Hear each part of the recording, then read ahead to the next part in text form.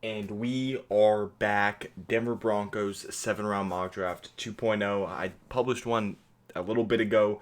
Now that the Super Bowl is over and the draft order is officially locked in for April, I decided to come back and look and do another 7 round mock draft with a couple prospects moving up and down the boards and just give another take because for those of you who haven't seen it, I'd go watch it personally. But I had Malik Willis going to us in the first round, and I still do believe in Malik Willis. I am a big believer in Malik Willis with his upside and that talent. I do think he can be a great quarterback. But with that being said, do you want to risk taking him ninth overall?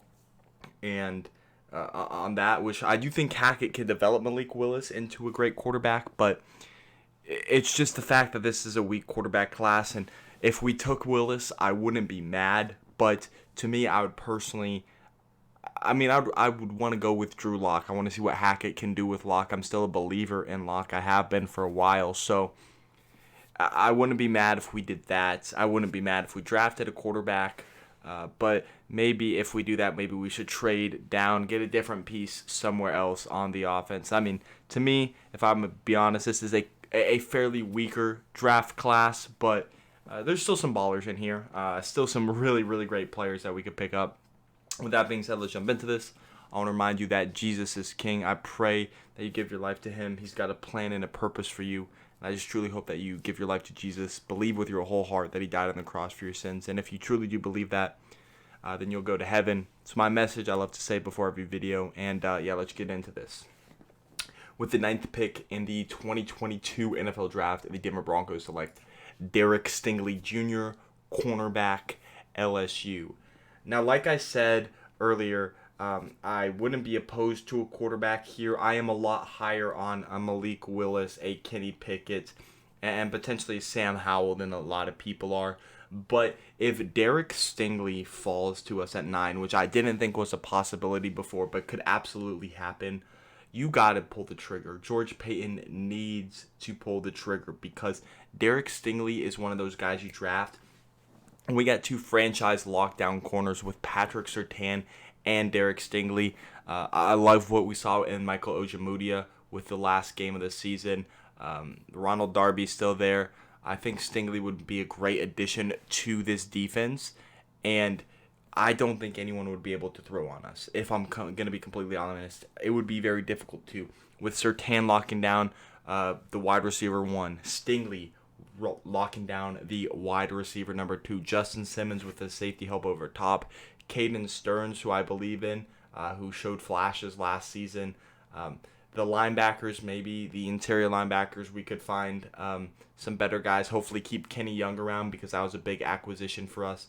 So, yeah, if Stingley is there at 9, this is a top 5 player for me. He absolutely should go here. And if I'm George Paton, I'm putting in the card as quickly as possible. I'm giving Stingley the call. I'm putting it in. I'm picking up our second franchise corner in Derek Stingley because this would be a huge, huge addition for the Broncos. During his time at LSU, he did get injured last season, and so he missed a lot of the final games of the season for LSU. But during his freshman year, during that national championship run, he was amazing. During his time at LSU, he had 56 solo tackles, 17 assist tackles for 73 total tackles. He had 6 interceptions, all of them coming in his freshman season. And then ever since then, they knew how good of a corner he was, so they hardly threw his way. He was locked down. He's forced 2 fumbles, and he's recovered both of those fumbles.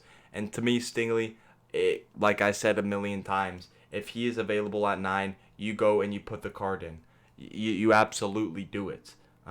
He is just that great of a talent. Obviously, we saw what Patrick Surtain did for our defense.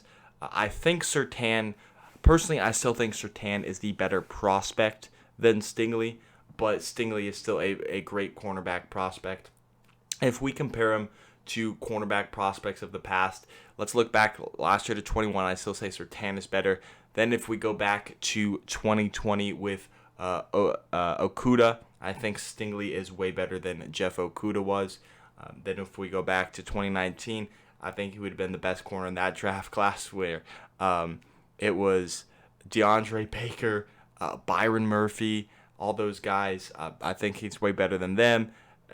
Then between him and Denzel Ward, I mean, it's tough, but I'd still give Stingley as the better prospect coming into the draft than Denzel Ward. So he is one of the better prospects we've seen in a long time. Surtain really being the only one who I like more as a prospect coming in, but still, if we got both of these guys on our team, man, that would that would be awesome. That would be awesome right there. And he is definitely probably, if I were to make a list, I know I'm rambling here, but if I were to make a list here, obviously guys like Aiden Hutchinson, Kyle Hamilton, Ikem Ekwonu, Evan Neal, they'll most likely be gone.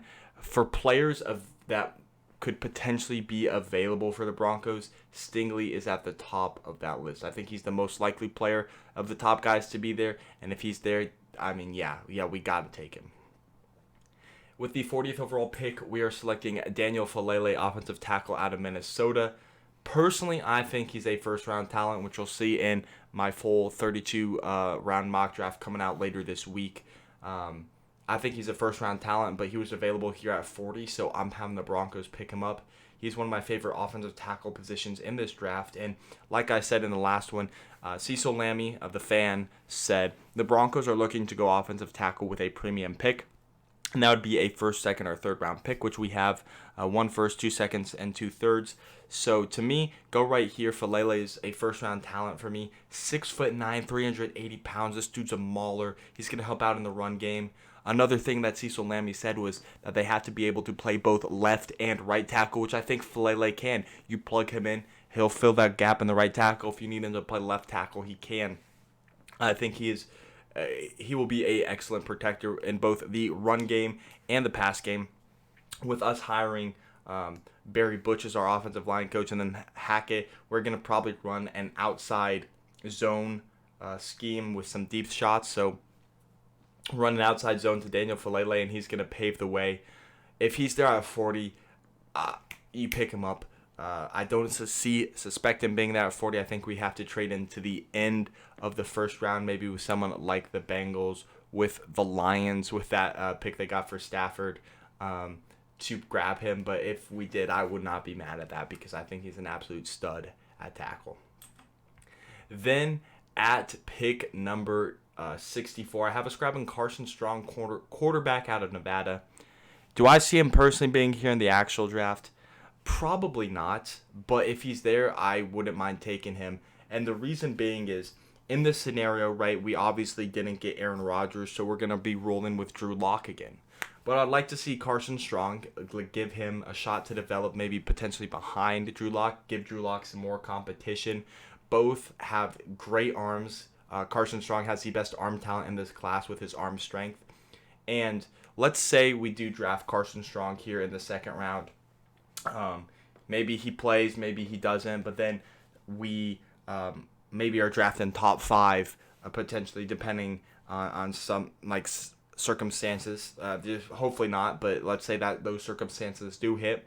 Then you can go ahead, draft a Bryce Young, draft a C.J. Stroud as our next franchise quarterback next year because those two are going to be great prospects. Or maybe say Drew Lock improves and he shows that he's the franchise quarterback, or Carson Strong proves that he's the franchise quarterback, whatever. He can either be your franchise quarterback with that upside he has, or because he is a second-round pick and at the back end of the second round, he's not that much of a financial liability, and you could trade him off for assets to come back to you to be someone else's quarterback if you find your franchise quarterback. So because of that financial tie-in, he's a young quarterback. You got to give him a shot. I really like Carson Strong here with the 64th pick. Like I said, I don't foresee him being here, but if he is, I would not mind him going here at 64. 853 completions for on 1,252 attempts for 9,379 yards, 74 touchdowns, 19 interceptions, 147.5 passer rating. Now, he did play for the Mountain Western Conference, which,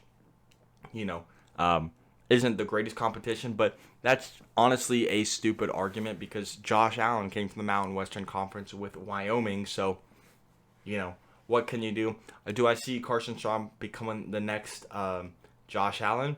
No, it could happen, but I don't really foresee that. They both got the big arm. He kind of needs the same treatment that Josh Allen got. Be patient with him, help him develop, working on anticipating throws, and just honestly reading the defense. Honestly, I think Carson Strong could be a great quarterback, and would love to pick him up at the end of the second round if he's available. With the 75th pick, I have us selecting Nick Bonito, edge rusher out of Oklahoma. Now, our edge class does need some help. I will not lie to you. With the loss of Von Miller trading him away, I think we absolutely have got to address the position of edge. I do expect us to sign a free agent like an Emmanuel Ogbah potentially. Probably most likely going to sign Malik Reed. So that would leave us with, say, Bradley Chubb, Malik Reed, Jonathan Cooper, Emmanuel Ogbah. I still think we need to add another young guy to that group. And Nick Bonito out of Oklahoma is a great player. Now, I personally know this as an Oklahoma State fan. He's a great edge rusher for the Sooners and would be a great depth piece to add to the Broncos for our team, and adding another edge rusher and a young edge rusher at that, because Bradley Chubb, he's going to be playing on his fifth-year option next year. Will we re-sign him? Will we let him walk? Who knows? I think it's going to be a prove-it year for Bradley Chubb. Malik Reed, I think, is solid. Probably signing him to a 2-year deal. Emmanuel Ogbah could see us signing for like a 2 to 3 year deal. And then Jonathan Cooper would have 3 years left on his rookie deal. So I think Nick Bonito here in the second round would be very beneficial. I also heard, I believe it was from Cecil Lamb again, that the Broncos are looking to go edge rusher with a premium pick. So obviously didn't take one in the first or second round. So here with our first third round pick, have us grabbing Nick Bonito out of Oklahoma. He has 69 total tackles for 49 with 49 assist tackles for a total of 118 tackles. He has 19 and a half sacks, 1 interception. He's forced 1 fumble, and he has 2 fumble recoveries. And he is just someone who I could absolutely see potentially making an impact for us down the road at edge rusher.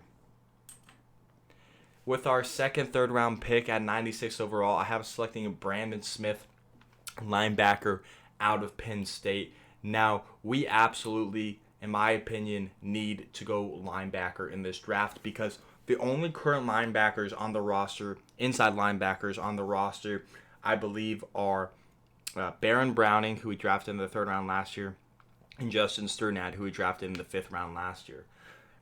Then we look at the free agents.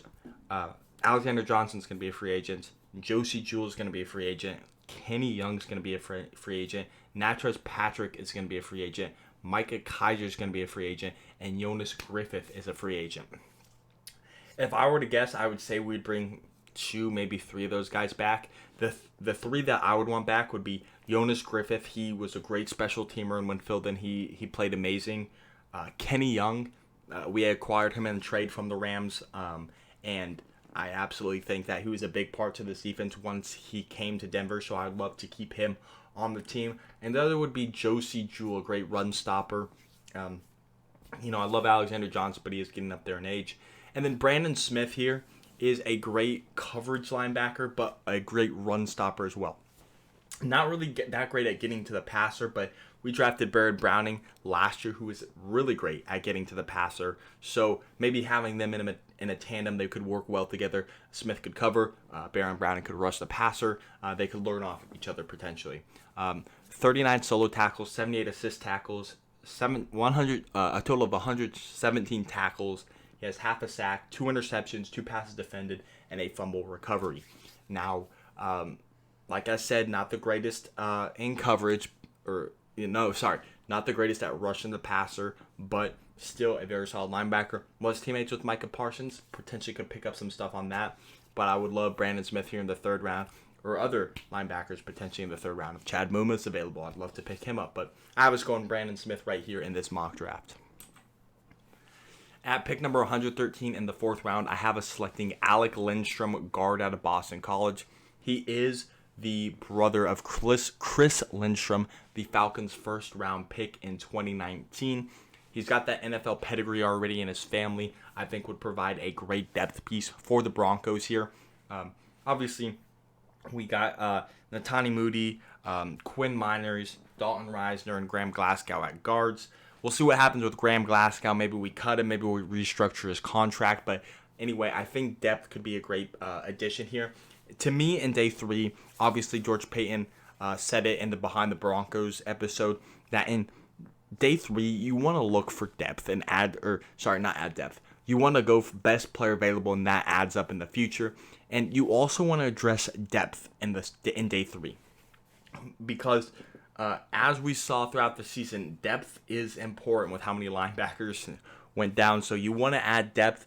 And to me, adding an extra guard, a lineman, is not a bad idea, especially on our line, who isn't terrible but isn't the greatest. And if someone goes down, we want to have replacements. So I think Alec Lindstrom, brother of Chris Lindstrom, he's got that NFL pedigree, would be a great pickup for the Broncos. In the 5th round, I have us selecting Tyson Anderson at pick number 114, a safety out of Toledo. Kareem Jackson, unfortunately, will be leaving the Broncos this offseason. I am pretty confident in that. And, it's honestly sad. Kareem Jackson has been one of our best players for the past, 3 seasons since we signed him in free agency. He's just getting up there in age, and you saw that with his injuries this past season. He just, unfortunately, couldn't stay on the field as much this season, so I do suspect he will be leaving in free agency. Also, if you remember, we didn't pick up his player option and eventually re-signed him to a 1-year deal before the season started. So that just shows that George Paton wasn't comfortable with him on that current deal. So we'll see. I don't really know if we're going to re-sign him.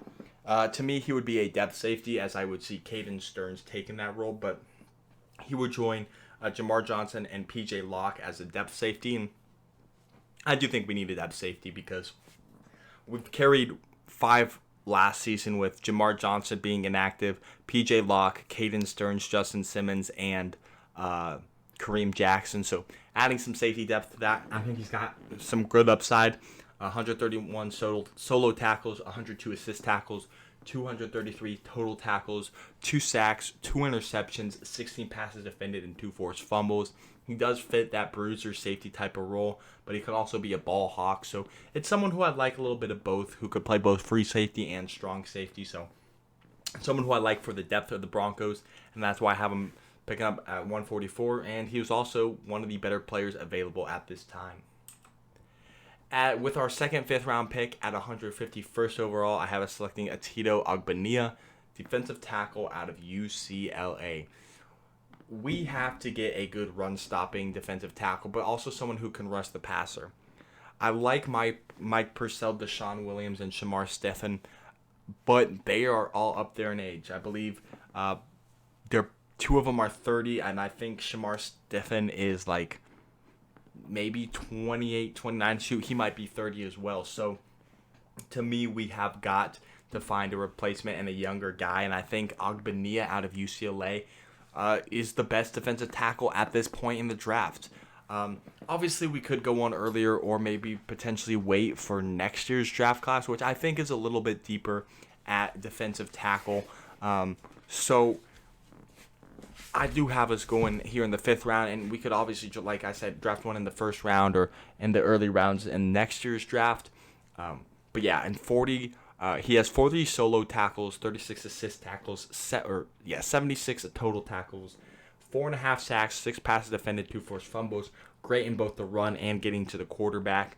Someone who I could see just plugging up that nose, and just providing pressure, stopping the run. And that's something we really need on the defensive line, in my opinion. I might be in the minority of Broncos fans who think that, but I think it is very important to address in the draft. 5th round might be a little late, but you can still find really good players in the 5th round. It's the 6th and 7th round. It's like they're long shots. But I think in the 5th round, he still has a decent chance to be a great player. Not that any other guys in the 6th or 7th round can't be. And then in the 7th round, I have us selecting Darryl Baker Jr., cornerback out of Georgia Southern. Like I said in the last mock draft, to me here, you want to start looking down at all your lists. Obviously, you're going to take the best player available here. And you take someone who you think could potentially be your top guy, because this is one of the last picks in the draft here for the Broncos. So you want to look at the list and see, okay, who is my top undrafted free agent, and you go with them. because you don't want another team calling him up and then going to that team instead of the Broncos. If you really like a guy, draft him here, even if it is a little bit of a reach. And people say, oh, he was going to probably go undrafted, blah, blah, blah, blah, blah. I would draft him here just because he's your guy. You want to get him. Another team could get him. And it's a 7th round pick, so who really cares if you go for a little bit of a reach as an undrafted free agent? It's one of the last picks in the draft, so whatever. And I think Darryl Baker Jr. could provide some good depth at corner. Obviously, we drafted Kerry Vincent last year's draft, traded him to the Eagles. So, yeah, we'll see if he sticks around. Might be a practice squad guy, but 111 total tackles, 80 solo, 31 assists, 17 passes defended, 2 forced fumbles, and 3 interceptions at Georgia Southern University. So, a great pickup for the Broncos here at the end of the draft. I really like this draft. I think it encompasses a bunch of needs. It gets us another star-studded corner to play alongside Patrick Surtain to be a shutdown and lockdown corner for the next few years to come. Then you get a tackle who I think very highly of to plug in and finally stop that rotating door at right tackle. That's been Bobby Massey, Cam Fleming, DeMar Dotson, Elijah Wilkinson, Jawan Taylor. All these guys finally plug it in and into that. Then we pick up a potential franchise quarterback or someone who we could trade away if we get a high pick in next year's draft to draft a Bryce Young or C.J. Stroud. Or if Drew Lock becomes our franchise quarterback, potentially trade him away or trade Strong away. And then if Strong works out, then he can become your franchise quarterback. So I love the pickup here. Nick Bonito adding a nice young, hungry pass rusher to the group. Brandon Smith, a solid linebacker with a lot of our linebackers hitting free agency. Alec Lindstrom, a depth piece at guard. Tyson Anderson, a depth piece at safety. Tito Ogbonnia, a depth piece right now at defensive tackle, but someone who I could see eventually starting for the Broncos in the long run.